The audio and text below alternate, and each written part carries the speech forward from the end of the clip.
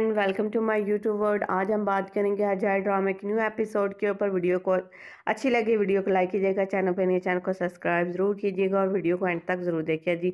जैसा कि हम जानते हैं कि यारीम फंसू के सामने खड़ी होकर कहती है कि भाई मैंने उसे हारून को मैंने कत्ल किया। जब वो कह रही थी खानदान और जिहान वहाँ पे आ जाते हैं, वो बहुत ज़्यादा घबराए होते थे। वो बार बार फंसू को देखते हैं कि आया फंसू उसकी बात पर यकीन करती हैं या नहीं करती। सब खानदान वो हाँ जिहान कहते हैं कि इसका दिमाग ख़राब हो गया। आपको पता है डॉक्टरों ने क्या कहा था, इसने बहुत ज़्यादा सदमा लिया है। तो फंसू कहती है हाँ मुझे भी ऐसा ही लग रहा है। सब ये कहते हैं। फंसू तो हैरान परेशान होती है कि आखिर ये लोग चाहते क्या। वो कहते हैं अगर मैं अपनी बेटी को अपने साथ ले जाऊं तो कैसा होगा, यहाँ पर रहेगी तो इसकी देखभाल करने वाला कोई भी नहीं होगा। फंसू कहते हैं नहीं मैं इसे नहीं जाने दूंगी, इसके साथ मेरे बेटे की यादें वाबस्ता हैं, इसे देख के मुझे अपना बेटा याद आता है। तो कहती है इसे मैं नहीं जाने दूंगी, लेकिन आप हालात ऐसे हैं कि इसे तुम ले ही जा सकते हो तो यही बेहतर होगा। तो खानदान थोड़ी खुश होते हैं, जहान भी थोड़ा रिलैक्स होता है। दूसरी तरफ फंसू जहान को कहती है ये मत समझना कि मैंने अगर तुम्हारे साथ मिलके कोई प्लान बनाया तो हम पार्टनर हो गए। अब खबरदार है ना जहान शादोगलो, मैं वही करूंगी जो मेरा दिल चाहेगा। अब तुम्हें मेरे मामलात में दखल अंदाजी करने की ज़रूरत नहीं होगी। अब हम साथी नहीं हैं, मैं तुम ये जितनी जल्दी समझ लो तो बेहतर होगा, क्योंकि हम बराबर के नहीं हैं। समझ आई तुम्हें ये बात। जहान को एक तरह की धमकी दे के खानदान फंसू वहाँ से चली जाती है। दूसरी तरफ हमें दिखाते हैं कि या रियान का बाप उसके पास आता है और उसे कहता है क्या हुआ। तो वो कहता है कि इस औरत का हाथ जला दिया फंसू ने, वो बहुत ही खतरनाक औरत है, मुझे उस पर बिल्कुल भी भरोसा नहीं है। मैं तुम्हारी हिफाजत करना चाहता हूँ, तुम्हें अकेला छोड़ना नहीं चाहता। तुम मुझे पता है कि तुम सब कुछ जानती हो, तुम्हारे बारे में मैं सब कुछ जानता हूँ। मुझे पता है तुम फंसू को चैलेंज करके आई हो, ये बिल्कुल भी अच्छा नहीं याद है कि आप क्या चाहते हैं, यहाँ क्यों आए हैं। वो कहते हैं रियान मेरी बात समझो, मैं तुम्हारी हिफाजत करना। कहते हैं कि अब आपको याद है कि आप मेरे बाप हैं। वो कहते हैं बाप समझ के ना ही सही, एक दोस्त समझ के मैं तुम्हारी हिफाजत करना चाहती हूँ। आसिया एक ऐसा शख्स है जिसके ऊपर मैं भरोसा कर सकता हूँ। तुम मेरे ऊपर एतबार करो, मुझे तुम्हारी फैमिली और तुम्हारे आने वाले बच्चे की बहुत ज़्यादा फिक्र है। फंसू बहुत ही ख़तरनाक औरत, अगर ये तुम्हारे साथ रहेगी तो मुझे इस पर एतबार रहेगा, मैं तसल्ली से रहूँगा। तुम सब कुछ भूल जाओ रेयान, लेकिन ये मुझ पर एतबार करो, मैं तुम्हारे लिए ये सब कुछ चाहता हूँ। महफूज ये कह के वहाँ से चला जाता है। फिर अगले शाम का मंजर हमें दिखाया जाता है कि रियान अपने छत पे अकेली खड़ी होती है। मेहरान उसके पास आता है, उसे कहता है याद हम यहीं पर मिले थे, तो क्या तुम्हें सब कुछ याद है। वो कहते हैं हाँ मुझे कैसे भूल सकती, मुझे सब कुछ याद है। वो कहते हैं मैंने तुम्हारी आंखों में देखा था और मैं चाहता था कि तुम मुझ पर एतबार करो, लेकिन तुम मुझ पर एतबार नहीं करती थी। अब मैं दोबारा से यही चाहता हूँ कि वो दिन वापस आ जाए और तुम मुझ पर आराम से एतबार कर सको। क्या तुम ऐसा हो सकता है। रेहान कहती है क्यों नहीं, ऐसा क्यों नहीं हो सकता। यानी कि मेहरान कंफ्यूज होता है कि आखिर क्या बात है कि रेहान उसके ऊपर भरोसा नहीं कर रही हो, जो कुछ भी उसके दिल में है वो उसे क्यों नहीं बता रही हो। कहते हैं अब मैं दोबारा से कोशिश करता हूँ तुम्हारा भरोसा जीतने की, ताकि तुम्हारे दिल में जो कुछ भी है तुम मुझ पर एतबार करो, मुझे बताओ और मैं तुम्हारा एतबार कभी भी ना तोड़ूं। क्या ऐसा हो सकता है कि लेकिन मेरे तुम्हारे पर बहुत ज़्यादा एतबार करता है। और रियान रियान सोचती है कि जो कुछ भी मैं तुमसे छुपा रही हूँ वो सिर्फ तुम्हारे भले ही के लिए है, ताकि तुम अपसेट ना हो। तुम अपनी दादी जान पे बहुत ज़्यादा भरोसा करते हो, ताकि मैं इसीलिए सब कुछ कर रही हूँ, इसके अलावा और कोई भी नहीं है। दूसरी तरफ मेहरान भी ये सोचता है कि मैंने जो कुछ देखा अगर मैं तुम्हें बता दूँ रियान, तो तुम्हें तुम्हारे भरोसा एतबार अपनी फैमिली पर से ख़त्म हो जाएगा और मैं ये नहीं चाहता। मुझे पता है कि तुम मुझसे क्या छुपा रही हो, मैं चाहती हूँ कि तुम ही मुझे बताओ तो ज़्यादा बेहतर होगा।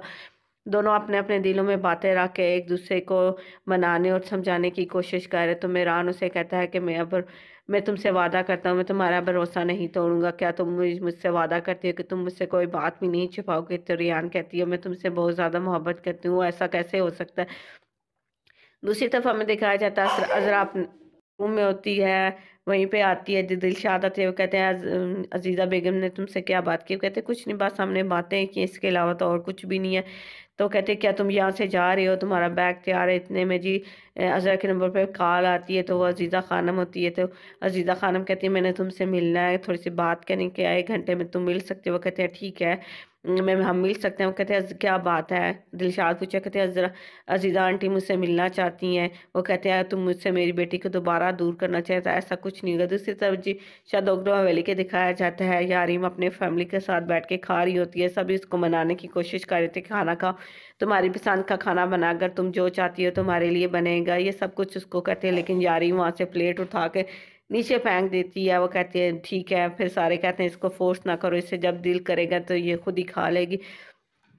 आज़ाद सब कुछ बताता है। नसु पूछता है आज़ाद जहान का है, वो कहता है मुझे नहीं पता कि वो कहाँ पे, मेरी उनसे कोई बात भी नहीं हुई। इतने में आज़ाद के नंबर की कॉल आती है। आज़ाद कहता है ठीक है ठीक है ठीक है, यानी कि सभी पूछते हैं कि आखिर उसकी तरफ देख रहे थे, लेकिन वो किसी को कुछ भी नहीं बताता। कहता है मैं आपकी इजाज़त से मैं जाना चाहता हूँ, मुझे कोई काम है। तो दूसरी तरफ दिखाते हैं जी, देखते हैं कि रात का मंजर होता है। फ़िरात और मेहरान अपनी गाड़ी में बैठ के कहीं जा रहे होते हैं। दूसरी तरफ अज़ीज़ा खानम भी मेहरान के घर के बाहर खड़ी होती हैं, मेहमद को कहीं भेजती हैं।